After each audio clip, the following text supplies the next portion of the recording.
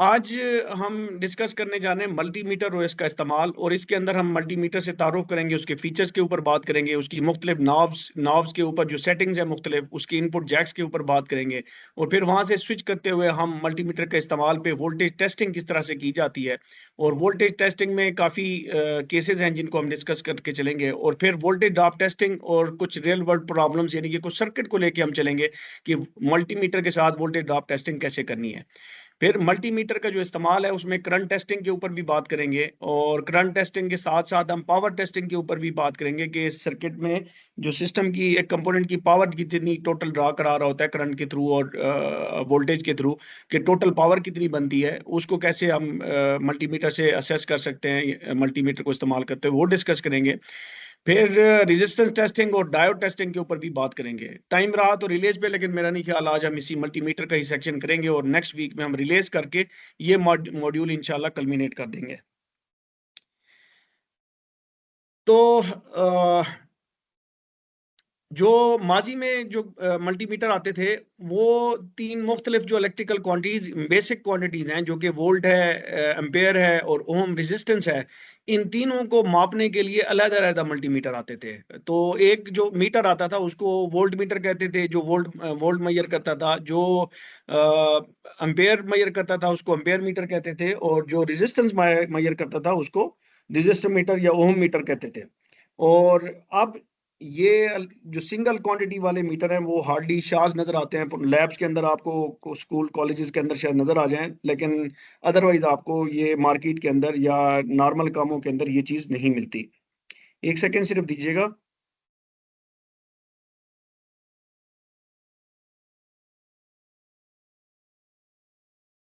तो जो आजकल हैं, उनके अंदर ये तीनों क्वांटिटीज़ बेसिक क्वांटिटीज़ तो लाज़मन मेजर होती हैं। इसके अलावा भी उसके अंदर आपने देखा होगा फ्रीक्वेंसी मेजर करने का भी सिस्टम होता है, डायोड को भी चेक चेक करने का सिस्टम दिया होता है, उन्होंने कंटिन्यूटी भी दी होती है, चेक टेस्टिंग दी होती है, जो कि रेजिस्टेंस बेस्ड है। और इसी तरह से कैपेसिटेंस भी उसको मेजर करने का सिस्टम उन्होंने दिया हुआ है, तो वो बड़ा वर्सटाइल है। इसी वजह से उसको कहते हैं मल्टीमीटर या मल्टीमीटर कह लें सादा ज़बान के अंदर। जो मल्टीमीटर है या मल्टीमीटर है, उसका मल्टी का मतलब है बहुत सारी चीज़ों वाला, बहुत सारे सिस्टम्स वाला। तो ये तीनों चीज़ें इस मल्टीमीटर के अंदर आ जाती हैं। इसको हम डीवीओएम भी जनरली कुछ लोग इसको कहते हैं कुछ जगहों के अंदर दुनिया में कि digital volt ohm meter. DVOM digital volt ohm meter होता वो मल्टीमीटर ही है। अब जनरली लोग डिजिटल मल्टीमीटर ही यूज़ करते हैं, तो उसी पे हम बात करेंगे। इनमें अब एक पुराने टाइम में या अभी भी कुछ जगहों पे एक आपको एनालॉग मल्टीमीटर मिलते थे और फिर डिजिटल मल्टीमीटर मिलते हैं, जो कि अभी आम है हमारे यहाँ। अब एनालॉग मल्टीमीटर भी देखने को बहुत कम मिलते हैं। तो यहाँ पे मैंने एक डिपिक्शन दिखाई हुई है जिसमें वोल्टेज मेजर कर रहा है मल्टीमीटर और यहाँ पे जो है ना एक करंट जो कि सीरीज में करके दिखाते हैं, ये दिखाया हुआ है। इसको हम डिटेल में आगे बात करते हैं और एक रेजिस्टेंस यहाँ पे शो की हुई है, रेजिस्टेंस का सिंबल है ये और यहाँ पे मल्टीमीटर रेजिस्टेंस शो कर रहा है।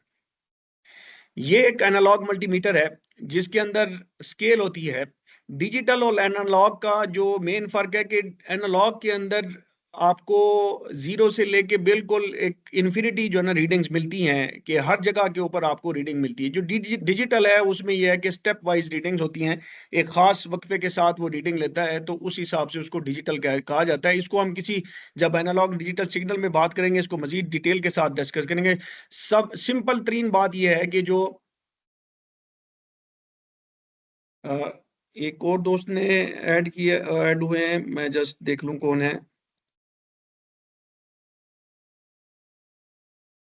आसिफ साहब वेलकम मातल्ला वेलकम। आसिफ आए हैं, आसिफ साहब आए हैं। सो नाइस ऑफ यू कि आपने जॉइन किया जी।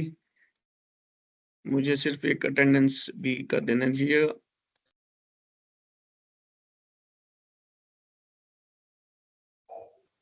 जी, जी। ठीक है, अपना फिर ऑडियो ऑफ कर दें। अच्छा, इसमें जो पॉइंटर वाला मल्टीमीटर है, ये एनालॉग मल्टीमीटर सिंपली अगर हम बात करें। जी, तला आप बात करें। तला आप बात कोई करना चाहते हैं? माइक नहीं मिल रहा आपको। चलें, जब हो जाए तो फिर इंटरप्ट कर लीजिएगा। तो एनालॉग में सिंपल ये है कि सुई या पॉइंटर वाला, जिसके अंदर यहाँ पे आपको ये पॉइंटर नजर आ रहा है जो कि 0 पे पड़ा हुआ है, तो इसमें 2 से 3 स्केल्स होती हैं। रेजिस्टेंस का स्केल अलग है, वोल्टेज का अलग है, फिर एम्पेयर का अलग स्केल है। इनका स्केल अलग होता है। इसी तरह से ये रोटरी नॉब है कि जो चीज आपने मैयर करनी है, उस मैयर करने के लिए इस नॉब को आप वहां पे सिलेक्शन लेंगे। यहाँ पे अगर आप देखें तो यहाँ पे एक साइन नजर आ रहा है, ये डीसी, ये जो डैश दिखाया जाता है ये बेसिकली डीसी के लिए है कि ये फ्लैट करंट है। और यहाँ पे कुछ पुराने मल्टीमीटर्स के अंदर ये 2 डैश दिखा के बेसिकली ये अल्टरनेटिंग जो वोल्टेज है, एसी वोल्टेज है, उसको शो करते हैं। यहाँ पे डीसी एम्पेयर है और एसी एम्पेयर है।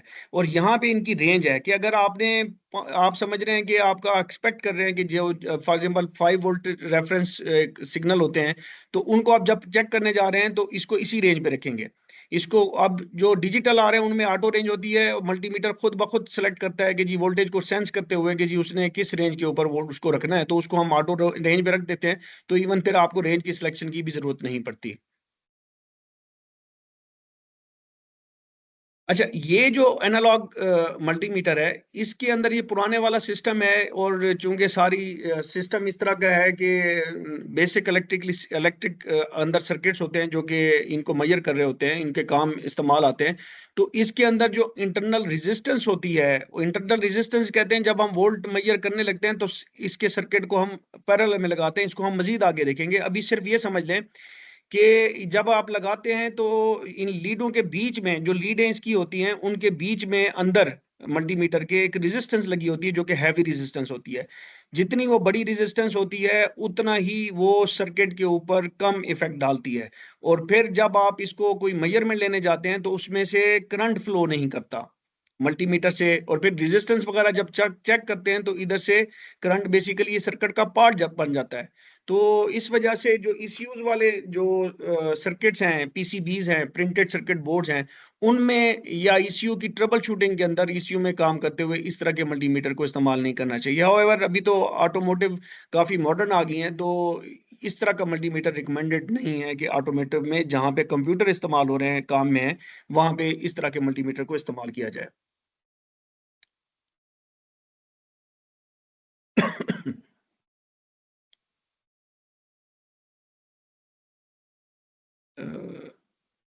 आई डोंट नो कि ये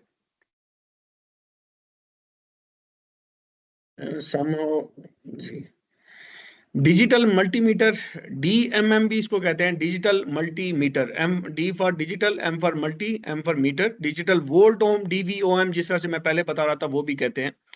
तो यहाँ पे अगर आप देखें तो ये एक ओरिजिनल मेरा अपना मल्टीमीटर है जिसकी मैंने तस्वीर यहाँ पे पैरेलल में रखी हुई है। और ये एक बुक से मैंने लिया है, फ्लूक का मल्टीमीटर है। फ्लूक एक बहुत ही नोन रिनोन्ड कंपनी है वर्ल्ड ओवर, जो कि मल्टीमीटर में उनका बहुत बड़ा नाम है। मेजरमेंट, इलेक्ट्रिकल मेजरमेंट के अंदर मुख्तलिफ ये गैजेट्स और टेस्टर्स बनाते हैं।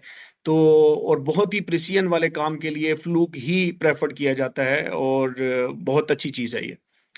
तो यहाँ पे डिस्प्ले है, यहाँ पे इसका रेंज सिलेक्टर का बटन है, इसमें बटन दिया गया है। कुछ डिजिटल मल्टीमीटर में ये बटन नहीं होता, यहाँ पे कोई बटन होता है। कुछ में बटन होता नहीं है, वो ऑटो पे ही ऑटो सिलेक्शन रेंज होती है।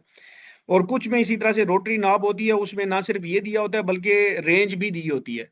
तो ये मुख्तलिफ हैं। हम आज इस मल्टीमीटर को देखेंगे, इसके ऊपर थोड़ी सी बात करेंगे। एक और मल्टीमीटर है, उसको हम डिजिटल देखेंगे, जो कि ग्राफिकल या ऑसिलोस्कोप टाइप मल्टीमीटर है, उसको भी हम देखेंगे। और ये जो डिजिटल मल्टीमीटर है, ये हमारे जो ईसीयू वगैरह के लिए बहुत मौजू है और रीजनेबल है।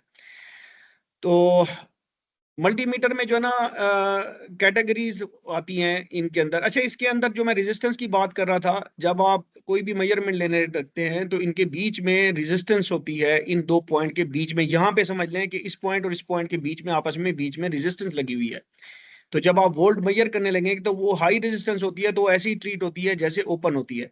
हवा में अगर आप दोनों प्रोब को रखें तो वहां पे ओएल लिखा होता है, तो ये भी एक तरह से ओएल हो जाता है, जिसकी वजह से जिस सर्किट को आप मेजर कर रहे होते हैं उस पे मल्टीमीटर के अंदर के सिस्टम का कोई इफेक्ट नहीं आता, और ना ही उस सर्किट का मल्टीमीटर पे इफेक्ट आने के चांसेस होते हैं।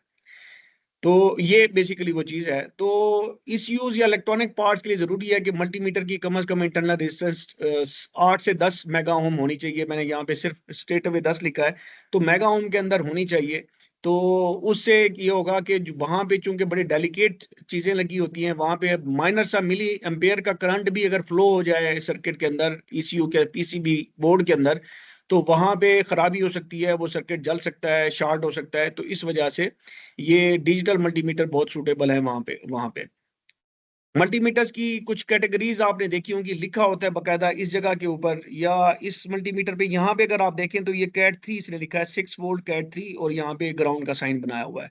तो ये जो कैटेगरीज होती हैं, बेसिकली ये कैटेगरीज जो है ना, ये ये इनकी सेफ्टी की कैटेगरीज होती हैं। कैटेगरी 1 वो है जो 600 ट्रांजिएंट वोल्टेज को डील कर सकता है, और इसी वजह से इसकी सेफ्टी कम इसी वजह से है कि ट्रांजिएंट वो वोल्टेज होते हैं जो स्पाइक्स आती हैं वोल्टेज की।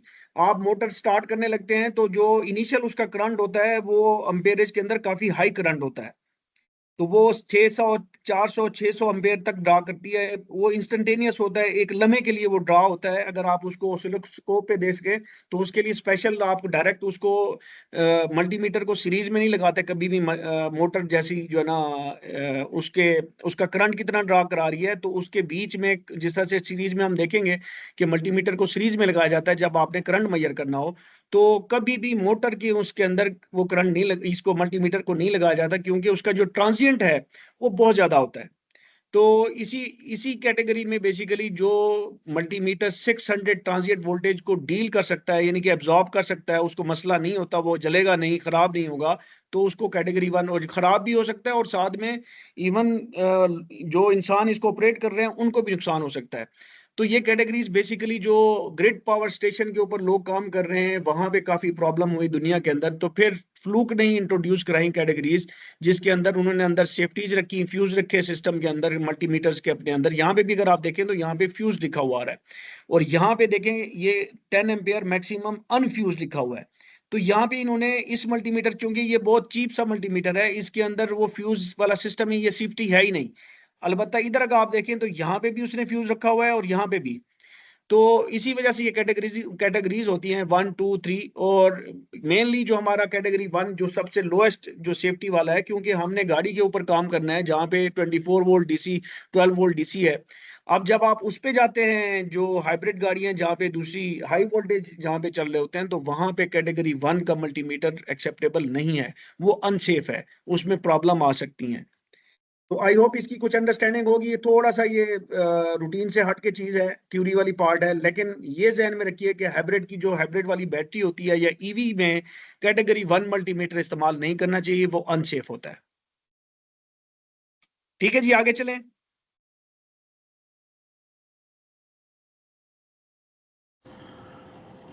जी सर।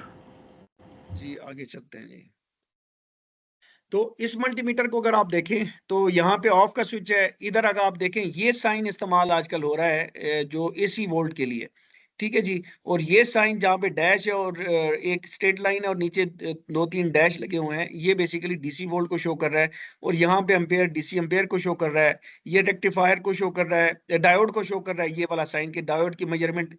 यहाँ पे अगर आप ये एरो साइन देखेंगे तो इस एरो को अगर मैं यहाँ पे लगाऊं तक तो मैं डायोड को मेजर करूंगा।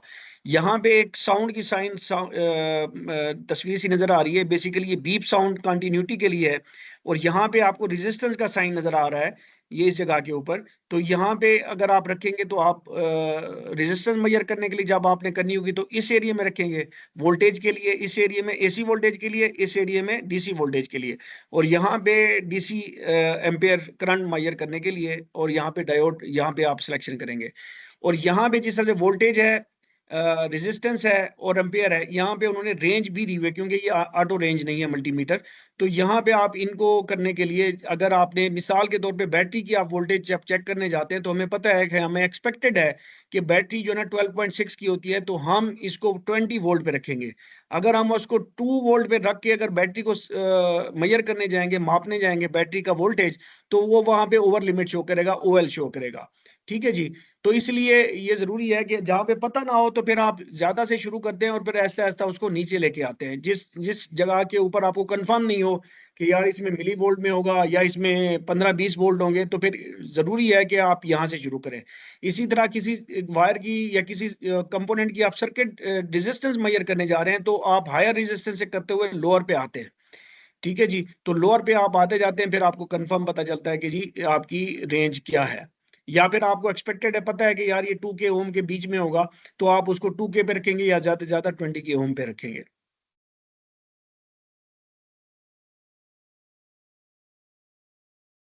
ये इंगको कंपनी का है, और इसमें 3 जैक्स इसमें दिए हुए हैं। यहाँ पे हम थोड़ा पीछे देखें तो यहाँ पे आप देखें कि यहाँ पे 4 जैक्स की इनपुट है, लीड्स की इनपुट है। नॉर्मली हम जो वोल्ट और ओम और इसके रेजिस्टेंस और डायोड चेक करते हैं, इस वाले को अगर आप देखें तो यहाँ पे डायोड का साइन भी बना हुआ है, रेजिस्टेंस का भी बना हुआ है, और वोल्टेज का भी। तो इसका मतलब है, और इसका कलर रेड है, तो रेड लीड यहाँ पे लगाई जाएगी जब भी आपने वोल्ट मेजर करना है, रेजिस्टेंस मेजर करना है, या डायोड को टेस्ट करना है। डायोड को मेजर नहीं किया जाता बल्कि टेस्ट किया जाता है। और इस तरफ आप जाएंगे और यहाँ पे लिखेंगे मैक्सिमम 1000 वोल्ट आप मेजर कर सकते हैं इन 2 पोर्ट्स के ऊपर, और यहाँ पे कॉम लिखा हुआ है, ये कॉमन पॉइंट है। यहाँ पे जो ब्लैक लीड होती है वो कॉमन पॉइंट पे लगती है। फिर जब आपने करंट मेजर करना हो सिर्फ, उसके लिए उसने यहाँ पे इस फ्लूक वाले ने 4 आपको जैक्स दिए हैं। ये मिली एम्पेयर, अगर आपका जो रीडिंग्स हैं वो आ रही हैं 0.1 पॉइंट्स के अंदर आ रही हैं, 0.01 0.02 0.1 0.2 आ रही हैं, तो फिर आप उसको अच्छी रीडिंग लेने के लिए फिर आप ये जो लीड है रेड वाली, वो रेड वाली यहाँ पे रखेंगे, और कॉमन वाली कॉमन में ब्लैक रहेगी। ब्लैक हमेशा कॉमन रहेगी, कॉमन पे रहेगी, ये याद रखिए। जो रेड लीड है वोल्टेज रेजिस्टेंस और इसके केस में डायोड के लिए यहीं पे रहेगी। ठीक है जी। और इसके केस में भी डायोड के लिए इसीलिए बाज औकात कोई अलग जैक भी दे देते हैं, तो यहीं पे रहेगी। तो यहाँ पे मिली एम्पेयर अगर आप करने हैं, आपकी रेंज इतनी है, आप जो एम्पेयर मेजर करने जा रहे हैं उसमें आपको एक्सपेक्टेड है कि वो 1 से भी कम होंगे, तो फिर आप ये जैक यूज कर सकते हैं। अगर वो 1 से ज्यादा है या आपको पता नहीं है, तो फिर आप स्ट्रेट अवे जो रेड लीड है वो एम्पेयर में रखेंगे, और ये जो मल्टीमीटर है ये 10 एम्पेयर तक मैक्सिमम जो ना यूज हो सकता है। तो जनरली आप जो भी बड़े मल्टीमीटर अच्छे देखेंगे सब के सब 10 एम्पेयर तक अलाउ करते हैं। इससे ज्यादा एम्पेयरेज अगर आप एक्सपेक्ट कर रहे हैं कि जी ज्यादा भी हो सकती है, तो फिर मल्टीमीटर की ये लीड्स इस्तेमाल नहीं करनी चाहिए, बल्कि इसके साथ एक और सिस्टम और मैकेनिज्म आता है जिसमें क्लैम मीटर इस्तेमाल होते हैं, तो उनको इस्तेमाल किया जाता है। यहाँ पे इन्होंने 3 जैक्स दिए हुए हैं, तो इस और ये 10 एम्पेयर का है, ये वही वोल्ट ओम और मिली एम्प का भी उसने यहाँ पे दिया हुआ है। अगर आप यहाँ पे देखें इधर अलग है, अगर मिली एम्पेयर हैं तो कहता है इसी जैक में रखें आप रेड लीड को, कॉम में ब्लैक लीड आएगी। अगर मिली एम्प से ज्यादा एम मेजर करने जा रहे हैं तो 10 एम्पेयर पे। तो जनरली ऑटोमोटिव में हम एम्पेयर्स की या करंट की मेजरमेंट नहीं करते। जब नहीं करते तो आप मेक श्योर किया करें कि यहीं पे हो, कभी भूलने की इशू हो तो फिर बस ये ध्यान में रखें जहां पे वोल्ट ओम है और जहां पे कॉम है, तो दोनों लीडें यहीं पे आनी है। ये एक्चुअल एक मल्टीमीटर है, ये उसकी लीड्स हैं। जो अच्छे मल्टीमीटर होते हैं उनमें ना सिर्फ यहाँ पे कैटेगरी जैसे फ्लूक का हमने देखा है, उनकी लीड्स के ऊपर इस जगह के ऊपर भी कैट लिखा होता है। और जो हैवी ड्यूटी जहां पे काम हो रहा होता है उनकी लीड्स के अंदर भी फ्यूज रखा जाता है, तो उस फ्यूज का भी मेंशन होता है कि इसके अंदर इतने एम्पेयर का फ्यूज लगा हुआ है। ये जो मुनासिब सा आम सा एक 1200-1500 में भी डिजिटल मल्टीमीटर मिल जाते हैं, 1800 में, तो वोल्टेज रेजिस्टेंस और करंट मेजरमेंट के लिए ऑटोमोटिव इंडस्ट्री के अंदर, ऑटोमोटिव डायग्नोसिस के लिए अंदर ये बहुत इजीली सफाइस करते हैं जी। अब इसको मैंने जो सिलेक्शन दे के ना मल्टीमीटर की तस्वीरें यहाँ पे शो की, एक्चुअल मल्टीमीटर है और मेरा अपना है। ये जो OL है ये बेसिकली ओवर लिमिट शो कर रहा है। ठीक है जी। ये डॉट यहाँ पे आपको बीच में नजर आ रहा है, यहाँ पे एंड पे नजर आ रहा है, यहाँ पे चलो सेम है बाजू का इधर भी। ये बेसिकली आपने जो रेंज सेलेक्ट की हुई है ये उसकी वजह से decimal point right left show करता है। तो बेसिकली ओवर लिमिट का मतलब है ओवर रेंज, ओपन सर्किट। ये रेजिस्टेंस में जब आपने रखा है तो लीडें आपकी खुली हुई हैं, यानी कि लीडें लगी भी हैं तो वो अभी जुड़ी नहीं है, तो आपको ये चीज देगा। उसका मतलब ये होता है कि जब लीडें खुली हैं तो बीच में हवा है, तो उन उसकी जो रेजिस्टेंस है वो बहुत ज्यादा है, इतनी ज्यादा है कि इसकी लिमिट से भी बाहर बाहर है, और इसकी मैक्सिमम लिमिट 20 मेगा ओम को मेजर करने की है। तो हमने यहाँ पे 20K के ऊपर रखा हुआ है, तो मेरी लीड्स कहाँ पे आएंगी, एक कॉम पे आएगी और एक यहाँ पे आएगी, क्योंकि मैं रेजिस्टेंस मेजर कर रहा हूँ। कंटिन्यूटी में भी इसी तरह से, कंटिन्यूटी चूंकि बेसिकली रेजिस्टेंस होती है, तो उसमें भी रेजिस्टेंस वाला पार्ट है, उसको आगे हम डिटेल में डिस्कस करेंगे। तो वहां पे भी जो लीड्स हैं वो काम में तो हर काम में तो होनी ही होनी है ब्लैक लीड ने। जो रेड है वो वोल्ट ओम और मिली एम्प, यहाँ पे इस मल्टीमीटर के हिसाब से मिली एम्प में। अक्सर मल्टीमीटर में 4 जैक्स होते हैं जहां पे मिली एम्प का अलहदा जैक होता है। ठीक है जी। फिर यहाँ पे मैंने 10 एम्पेयर की सिलेक्शन की। अब ये यहाँ पे ऊपर भी देख लें, जब आप कंटिन्यूटी पे रखेंगे तो आपको यहाँ पे ये साइन नजर आएगा। आपने किलो ओम पे रखा है तो किलो ओम के और ओम का रेजिस्टेंस का साइन आपको यहाँ पे ऊपर नजर आ रहा है। यहाँ पे ओम नजर आ रही है क्योंकि जो कंटिन्यूटी है उसकी रेंज बहुत छोटी होती है। इसको मैं बाद में एक्सप्लेन करूंगा, और यही लिमिटेशन भी होती है कंटिन्यूटी की कि ये टेस्ट अच्छा नहीं है। टेस्ट बहुत सारी जगहों पे फायदा हो जाता है, लेकिन कुछ जगहों पे ये धोखा दे सकता है क्योंकि इसकी रेंज कम होती है। देखें इसमें रेंज है ही नहीं, लेकिन ये आपको ऊपर ओम शो कर रहा है। तो ये मैक्सिमम 100 ओम तक हो तो ये आपको शायद बीप दे जाएगा कि जी ये 100 ओम है बीच में रेजिस्टेंस, तो ये बीप देना भी छोड़ जाता है। और हम इसके ऊपर जब रख के बात करते हैं तो हम आवाज सुन रहे होते हैं कि जी अगर सर्किट में ब्रेक नहीं है तो ये बीप देती है, तो जिसे हम कहते हैं कि हाँ कंटिन्यूटी है। इसको हम मजीद डिस्कस करेंगे आगे। यहाँ पे जब मैंने इसको डीसी एम्पेयर की तरफ रखा है तो यहाँ पे अगर आप देखें तो इस साइड पे तो आपको यहाँ पे डीसी नजर आएगा, और नीचे साइन भी नजर आ रहा है, एक लंबा डैश है और नीचे 3 डॉट्स लगे हुए हैं जो कि डीसी का निशान है। तो ये डीसी, और ये चूंकि सिलेक्शन भी हमारी डीसी एम्पेयर के ऊपर है, और ये एम्पेयर ए का साइन यहाँ पे नजर आ रहा है। और फिर इसी तरह से जब आपने एसी वोल्ट किया है, एसी वोल्ट यहाँ पे सिलेक्ट किया है 20 को, तो यहाँ पे वी नजर आ रहा है, और यहाँ पे एसी और एसी का जो साइन होता है वो भी नजर आ रहा है। यहाँ पे एक बटन दिया गया है होल्ड। ये बेसिकली जब आप रीडिंग लेते हैं ना, तो रीडिंग जब आप मल्टीमीटर की लीड हटाएंगे तो रीडिंग गायब हो जाएगी। तो जब आपने रीडिंग ली है और आप बाद में आप देखना चाहते हैं उसको, तो आप इसको जब होल्ड का बटन प्रेस करेंगे तो वो जो रीडिंग है डिस्प्ले पे स्टैटिक हो जाएगी। भले आप लीड भी हटा लें तो फिर बाद में आप नोट शोट करके फिर इस बटन को रिलीज कर सकते हैं। तो यहाँ पे मैंने दिखाया है कि जब उसी तस्वीर के साथ यहाँ पे मैंने मेगा होम 200 किलो किया है, तकरीबन मेगा में चला जाता है, तो यहाँ पे मेगा का साइन है। ये थोड़ा सा इसकी नॉब भी खराब है मेरी, तो ये बल्कि मैंने नीचे शो किया हुआ है, लेकिन ये नॉब खराब है जिसकी वजह से सिलेक्शन अंदर कंप्यूटर इसके मल्टीमीटर के मेगा ओम पे हुई है, तो इस वजह से मेगा ओम शो कर रहा है। और यहाँ पे मैंने लीड ये ब्लैक वाली रखी हुई है और ये रेड वाली इधर है। और यहाँ पे मैं कंटिन्यूटी कर रहा हूँ तो ब्लैक इधर रेड इधर। यहाँ पे मैं उसके डीसी एम्पेयर करने लगा हूँ, मिली एम्पेयर मैंने रखा हुआ है, ये देखिएगा मिली एम्पेयर। तो मिली एम्पेयर की वजह से मैंने ये रखा है। ये अक्सर मल्टीमीटर में मिली एम्प नहीं होते, यहाँ पे वो उसके लिए अलहदा जैक होता है, या ये एक ही जैक इस्तेमाल करते हैं जहाँ पे मिली एम्प। अगर जहाँ पे लिखा हुआ है तो तब आप ये करेंगे, अदरवाइज आप ये वाली रेड उठा के यहाँ पे रखेंगे। और ये 10 एम के लिए मैं करने जा रहा हूँ, 10 एम के ऊपर मैंने सिलेक्शन की है, तो यहाँ पे ये लीड मैंने ये रेड वाली यहाँ पे रखी है। और आप ये सारी तस्वीरों में देखेंगे कि कॉम वाला वही सेंटर पे ही है। ठीक है जी। और यहाँ पे मैं एसी वोल्ट पे गया हूँ तो मैंने यहाँ पे सिलेक्शन की है और यहाँ पे लीड रखी हुई है। अब आ जाते हैं जी इस चीज को कि यही चीज मैं पहले डिस्कस कर चुका हूँ, ये वो रोटरी नॉब है ये वाली, और ये सारे जो साइन वहां पे दिए गए हैं वो मैंने यहाँ पे हमने शो किए। ठीक है जी। तो यहाँ पे ये रेजिस्टेंस है, रेजिस्टेंस का साइन है, ये कैपेसिटेंस का साइन है। जब आप कैपेसिटर की जो है ना कैपेसिटेंस मेजर कर रहे होते हैं तो ये भी इसी यहाँ पे सिलेक्शन से ही वो ऑटोमेटिकली इसको पिक करेगा। या एक और बटन होता है जिससे आप इसको जब यहाँ पे रोटरी का नाम रखते हैं, उस बटन को दबाते हैं तो एक दफा बीप पे आ जाएगा, ये वाला साइन शो करेगा, एक दफा ये वाला साइन शो करेगा। उस इन बटनों में से किसी को दबाएंगे तो जब दबा लेंगे तो, और इसी तरह से जब थर्ड टाइम करेंगे तो वो कैपेसिटेंस देगा। ये डायोड चेक का पॉइंट है, इधर रोटरी को करेंगे। मिली एम्प और एम्प जो एसी डीसी के लिए यही रोटरी नॉब है, यहीं पे आएगी।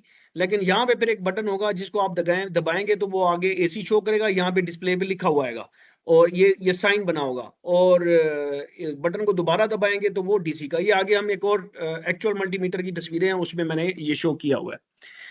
ये मिली एम्प से भी कम माइक्रो एम्प है, क्योंकि ये काफी प्रिसिजन वाला फ्लू का जिस तरह से मैं कह रहा था, और कंप्यूटर्स के अंदर काफी लो करंट जा रहा होता है, तो उसमें भी मेजर करने की या कुछ और गैजेट्स बड़े हाई फाई किस्म की डिवाइसेस इलेक्ट्रॉनिक्स होती हैं जहां पे माइक्रो एम्पेयर करंट मेजर करने की भी जरूरत पेश आती है, तो उसके लिए भी उन्होंने यहाँ पे सिलेक्शन दी हुई है। इस तरफ मिली वोल्ट डीसी है, इधर वोल्ट डीसी है, और इधर वोल्ट एसी है। और यहाँ पे ऑफ का है कि यहाँ पे जब लाएगा तो ऑफ होगा।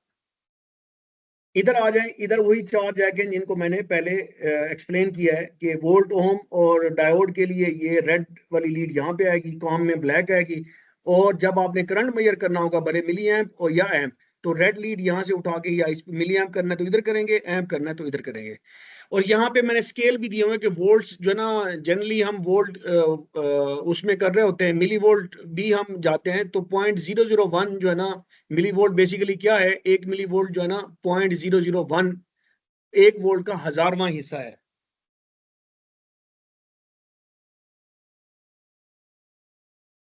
एक वोल्ट का 1000वां हिस्सा है। इसी तरह से ओम, किलो ओम 1000 ओम के बराबर होता है। मेगा ओम ये आप गिन लें, 1000, 10,000, लाख, 10 लाख और 1 करोड़ हो जाएगा। ठीक है जी, 100, 10, 100,000 बन जाएगा। और मिली एम्प उसी तरह से 1 एम्पेयर का 1000वां हिस्सा होता है, और माइक्रो एम्प 1 एम्पेयर का ये 0.000001 करके हिस्सा होता है। ठीक है जी, यहाँ तक कोई क्वेश्चन जी? अभी थोड़ा सा हम आगे जाएंगे इनसे निकल के, तो नो फिर सर। हम, जी जी बोलें, जी बोलें। No sir, clear. तो वी हैव अनदर, ये जरियाब है मेरे ख्याल में, आवाज मुझे लग रहा है। Yes sir. वेलकम वेलकम जी। तो अच्छा, थोड़ा सा ये बोरिंग होगा, जैसे ही हम आगे चलते हैं तो हम सर्किट्स के ऊपर आएंगे, तो सर्किट पे मैं दिखाऊंगा और साथ में हम सिमुलेशन पे भी जाएंगे कि किस तरीके से हमने इसको इस्तेमाल करना है। तो ब्लैक लीड, जैसा कि मैंने पहले बताया कि हमेशा कॉम की पोर्ट के ऊपर ब्लैक लीड यहाँ पे लगाई जाएगी। ये इसी की तस्वीर को जरा इनलार्ज करके दिखाया है। और रेड लीड जो है ना, जब आपने वोल्ट, ओम और डायोड चेक करना है तो इधर आएगी। करंट चेक करना है तो मिली एम्प, माइक्रो एम्प का ये पोर्ट है, ये वाली जैक उतर, ये वाली लीड उतर के इधर आ जाएगी। अगर ज्यादा करनी है, क्वांटिटी मेजर करनी है, तो ये जैक उतर के इधर आ जाएगा। और फिर अच्छा, ये मैंने फ्यूज का भी बताया है कि जो अच्छे मल्टीमीटर हैं, जिस तरह फ्लूक वगैरह का है या और भी अच्छे हैं, उनके अंदर लिखा होता है बकायदा कि वो फ्यूज हैं। ये बेसिकली मल्टीमीटर की प्रोटेक्शन होती है कि करंट अगर ओवर होगा तो अंदर मल्टीमीटर के फ्यूज जल जाएगा और मल्टीमीटर बच जाएगा। अदरवाइज करंट मेजर करते होते अक्सर लोगों के मल्टीमीटर काफी जल जाते हैं। या रेजिस्टेंस आपने सेलेक्ट की हुई है और आपने उधर से सर्किट को पावर ऑन किया हुआ है, तो उसमें भी अगर हाई पावर सर्किट है तो वहां पे भी जलने का खदशा होता है।